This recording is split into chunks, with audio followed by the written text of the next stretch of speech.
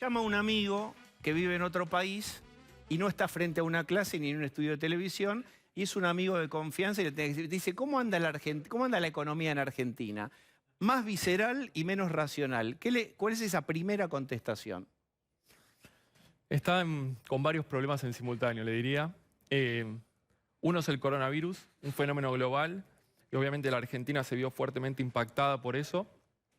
Pero atrás de esa crisis del coronavirus tenemos una recesión que lleva 2 años y un estancamiento que lleva 10. Digamos, tenemos, digo yo, un auto en la banquina desde hace 8 años.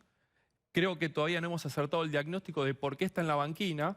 Y en la medida que el coronavirus más tarde o más temprano vaya quedando atrás, que yo diría de alguna manera está sucediendo con esta flexibilización en todo el mundo por las buenas o por las malas, y eso está generando el rebote técnico de ese importante pozo recesivo que nos metimos en el segundo trimestre.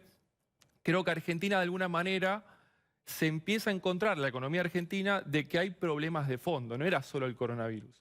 Entonces, en ese sentido tenemos problemas y tenemos grandes incógnitas hacia adelante de cómo vamos a salir de esta banquina, volver a la ruta y empezar a caminar. Bien, ¿qué medidas ves para volver a la ruta si es que ves? Bueno, en ese sentido, la semana pasada era una semana muy importante, porque con esta flexibilización y con el arreglo de la deuda, eran los dos grandes condicionantes de corto plazo en la agenda, si querés, coyuntural. El gobierno tenía que poner la hoja de ruta de este recorrido que va de la banquina en la ruta, y una vez que esté en la ruta, ¿para qué lado va a quedar mirando el auto?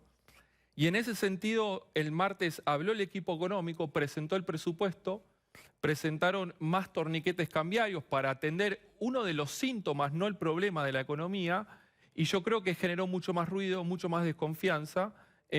Hoy es mucho más incierto el sendero que tiene la economía hacia adelante, sobre todo de cómo va a resolver los problemas estructurales, los desequilibrios y principalmente fiscal. Entonces, en ese sentido tenemos un problema que hoy creo que se ha agudizado más a lo que teníamos una semana atrás. Digamos, los mercados en ese sentido hablaron, cayeron las acciones, cayeron los bonos, salta el riesgo país, aumentó el dólar, sube la brecha. Y de alguna manera están manifestando que tenemos un eventual rebote técnico que tal vez no se consolida en recuperación. Yo creo que ahí está el gran riesgo de la economía argentina. Y si querés, solo para presentar, yo creo que tenemos una triple agenda por delante. Número uno y la más comprometida es el frente fiscal y monetario. La consecuencia de eso es la presión cambiaria, pero atrás tenemos un problema. Número dos es el eje productivo, con estas empresas que se están yendo, pero déjame decirte que hay más de 20.000, 30.000 empresas que ya cerraron en lo que va del año. Y número tres, que es consecuencia de los dos primeros ejes, es el tema social. Porque un fogonazo cambiario inflacionario va a meter mucha gente en la pobreza, y una mayor ruptura del tejido productivo, con mayor desempleo, va a también meter mucho más gente en la pobreza. Entonces, uno ve los próximos 6 meses para adelante, tenemos esta triple agenda. La semana pasada era bisagra para descomprimir el gran problema de la economía. Yo creo que hoy quedó un poco más nubloso el escenario para los próximos meses. Bien, ¿cuántos años estudiaste? ¿15, 10? Para que yo te pregunte, a 142, ¿vos sos comprador de dólares? Si el gobierno sigue tirando malas señales políticas y hay errores de diagnóstico y mala instrumentación de política económica, yo te tengo que decir que ese dólar está muy bajo. Pero no porque el tipo de cambio, digamos, en la economía necesite ese valor de tipo de cambio. Podemos discutir si la economía en términos reales necesita un tipo de cambio de 75 o no, o de 140. Yo te tengo que decir 140 es un dólar que es una locura. Es un dólar más alto que el de salida de convertibilidad. Ahora, también déjame decirte que si yo profundizo los problemas de la economía, fiscales y monetarios, ese desorden, la historia argentina nos demuestra que esa brecha puede superar el 200%. Entonces, el gran dilema es que la economía no necesita un dólar de 120 o 140. El problema es que la enfermedad va creciendo atrás. Entonces, si esa enfermedad crece, ese dólar tiene un largo recorrido alcista. Y esa es la compuerta de un gran dique monetario que hay atrás, que se duplicó en lo que va de un año y hoy está presionando en esa compuerta. La estrategia del gobierno, ¿cuál fue? Ir y meter más manos a la compuerta. Y atrás, ¿cómo estamos? Estamos empeorando. Entonces, si vienen señales políticas de moderación, un buen programa económico y se restablece la confianza, yo te diría que todavía hay una posibilidad de que el dólar vaya por abajo, la inflación por abajo, que es 40-45, y la economía consolide la fase de recuperación económica. Esto es, transformo el rebote técnico que me da la flexibilización de la cuarentena en recuperación. El año que viene recuperamos 5 o 6 puntos. Sí. Y para cerrar, ahora, si hago lo contrario, inconsistencia macroeconómico, piso el acelerador del gasto público, divergencia fiscal, más monetización con esta situación de la deuda, digamos, voy a agrandar el problema y eso probablemente se pague con mucho más inflación y más recesión. El gobierno dice que no tiene mucha alternativa que emitir ahora para poder asistir. Porque, digamos, mucha gente recibe y necesariamente necesita la ayuda y probablemente provenga de la emisión. ¿Puede emitir menos el gobierno ahora? Es difícil y de hecho uno de los supuestos del presupuesto presentado es que casi la mitad del déficit del año que viene se va a cubrir con emisión, el resto con financiamiento. Digamos, ahí hay varios temas. En primer lugar, digamos, la crisis del coronavirus te genera una tormenta fiscal muy importante, pero esto le pasa a Argentina, Chile, Colombia, Alemania, donde quieras. Ahora, atrás de esa tormenta, y acá aparece el primer problema de la economía argentina, te agarras sin fondos anticíclicos, Chile tiene más de 8.000 millones, sin reservas internacionales, sin capacidad de tomar deuda. Toda la región tomó deuda del 2 y 3% a 10 años. Vos te agarró atravesando una crisis de deuda y una economía sin moneda y con un escenario de inflación disparado. Entonces, el 100% de financiamiento de ese agujero fiscal en Argentina se financia con emisión monetaria. Por suerte, de alguna manera, veníamos de 18 meses de política monetaria contractiva. La economía se había desmonetizado, habíamos bajado el agua del dique. El coronavirus en 8 meses te lo llenó entero. Entonces, no solo tenés un problema hacia adelante, si vas a tener que seguir emitiendo, sino que hoy tenés una masa todavía contenida en el dique, que está absorbido en el ELIX, muy grande, creciendo más de 100% interanual.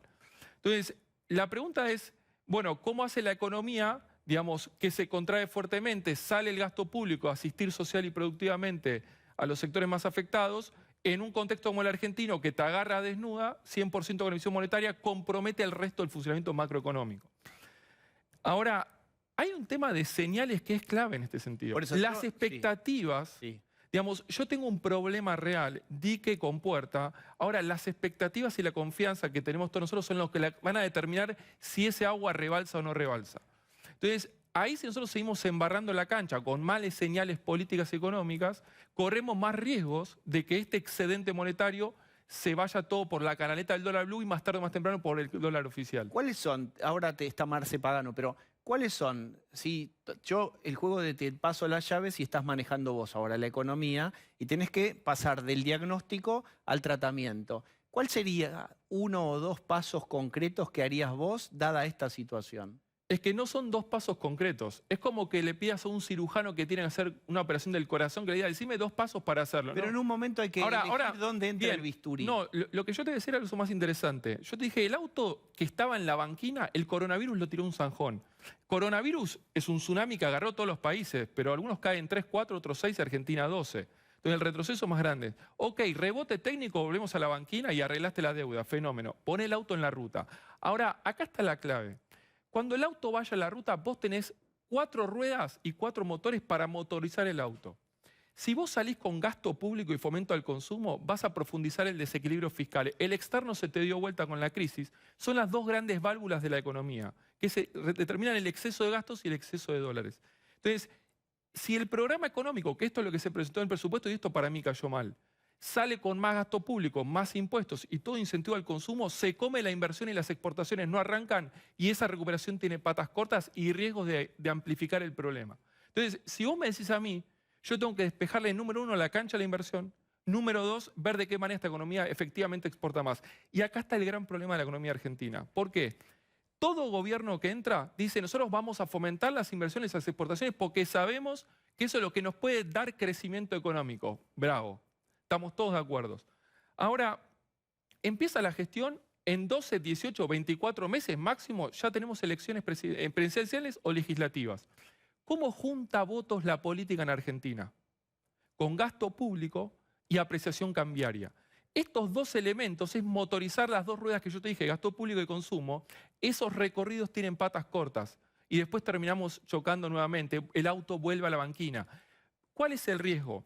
Que cada regreso a la banquina volvamos con más inflación y más recesión. No solo es un estancamiento estructural, acá hay riesgos, si querés, de hiperestanflación. Digamos, eso es un país conocido de América del Sur del Norte que está cayendo hace 8 años consecutivamente. Entonces, motorizar la economía con estos dos pedales sin financiamiento, sin reservas, salvo que te salve un viento de cola de afuera, pones en riesgo, digamos, los principales desequilibrios macroeconómicos que hoy ya están bastante agudizados ese problema, si querés. Marce Pagano. Hola Esteban, buenas noches. Yo estaba repasando mentalmente lo que decías, ¿no? Y el escenario concreto que se da es más gasto público, es decir, un Estado que gasta más que lo que le ingresa. Y vamos a hablar del año que viene, porque por ahí si nos vamos muy para allá, más adelante en el tiempo la gente lo nota como algo muy abstracto. Vos hablás de reglas de juego claras que no están dadas, porque tenemos un ministro que dice no va a haber mayores restricciones a la compra de divisas y 24 horas más tarde se anuncia otra cosa. Y hablabas también de la necesidad de manifestar un escenario plausible básicamente para la inversión, que tampoco está dado eso por lo que decíamos antes. Para que la gente lo entienda, bajo esta situación que es la que estoy repasando con vos ahora, si se perpetúa en el tiempo esto, que es no hay moderación alguna de la política, al contrario, se acentúan las restricciones.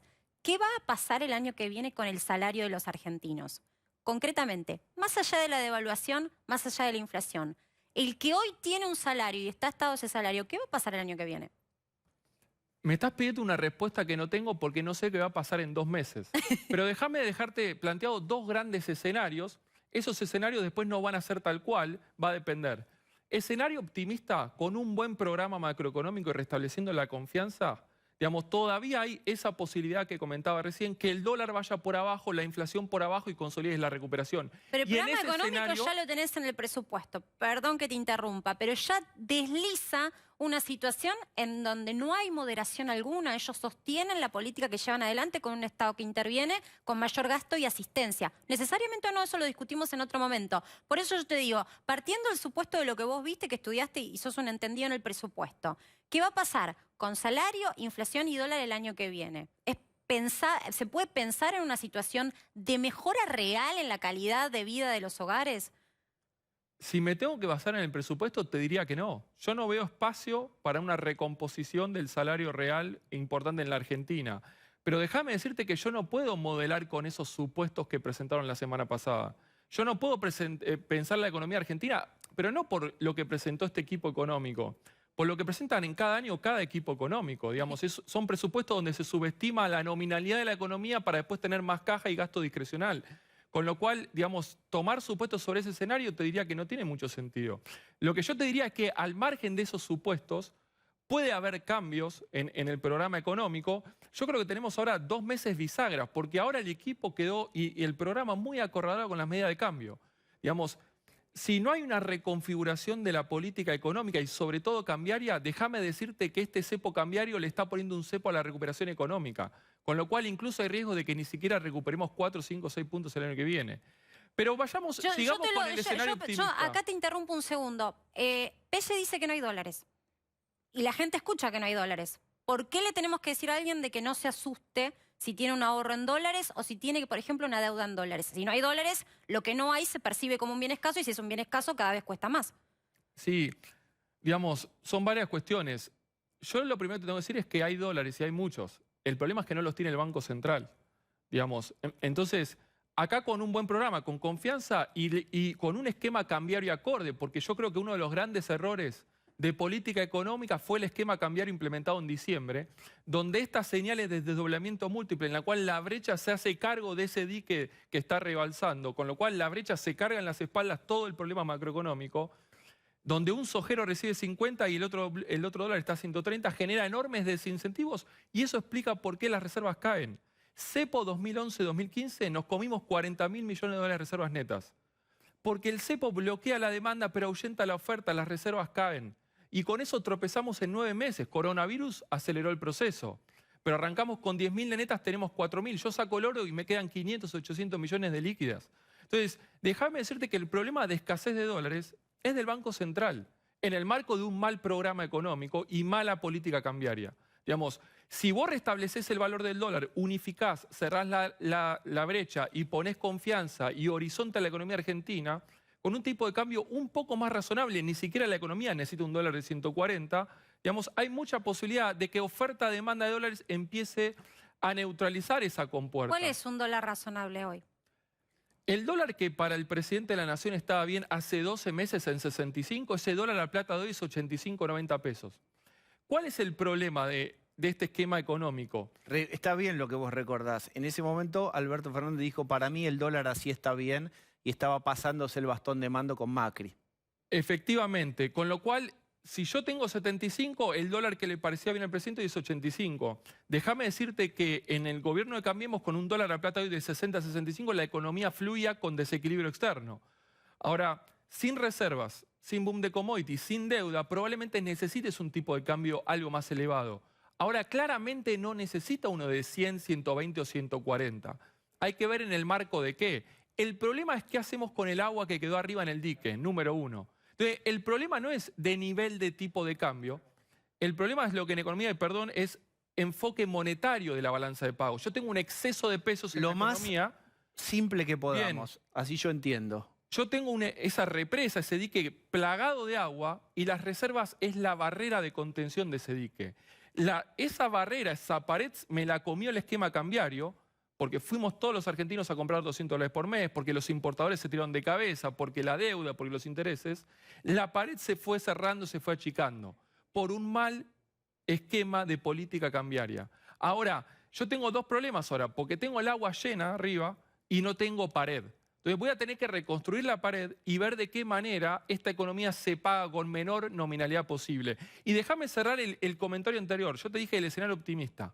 Dólar por abajo, inflación por abajo, recuperación 5 el año que viene, salarios reales estables.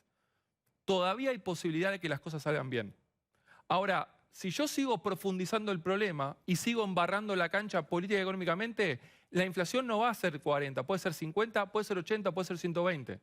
No puedo determinar cuánto ese agua va a caer y rebalsar sobre la economía argentina que está ahí abajo. Entonces, por eso es muy importante no solo consistencia macroeconómica, sino el tema de restablecer la confianza. Porque todos nosotros vamos a tener que empujar y construir esa pared para que todo eso no caiga. Hablando de recuperar la confianza y la idea de las inversiones, que siempre es complejo atraerlas a la Argentina, hay una frase que da vueltas y vos juzgala, y es: vendrá un rebote de la economía porque hay mucha capacidad ociosa. El rebote inicial es técnico. No se necesita tanta inversión porque hay capacidad ociosa ahora. El rebote inicial es técnico. ¿Qué es técnico? Yo aplico la cuarentena, cierro las fábricas, apago las máquinas, la economía cae. En Argentina, en China o donde sea. Yo empiezo a flexibilizar la cuarentena, permito a los trabajadores ir a las fábricas, prender las máquinas, la economía empieza a recuperar. Ese es el rebote técnico que estamos transitando desde mayo. Ahora, ese rebote técnico lo tenés que transformar en recuperación. Y déjame decirte que por más que te sobre capacidad instalada y tengas capacidad ociosa de factores productivos, máquinas y trabajo, digamos, el ruido económico y un escenario que vaya por la negativa de este escenario que yo decía, inflación baja, que vamos a inflación alta, cae el salario real, la economía recesiona, nos vamos a ir a una utilización de la capacidad instalada todavía más baja.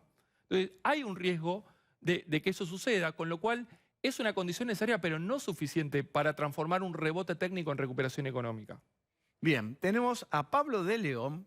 A ver, te pregunto algo ya metiéndome en lo político, porque Martín Guzmán, el ministro de Economía, había dicho el fin de semana anterior que no se iba a tocar el dólar ahorro. Después, bueno, vimos todas las medidas que han estado charlando ustedes ahora.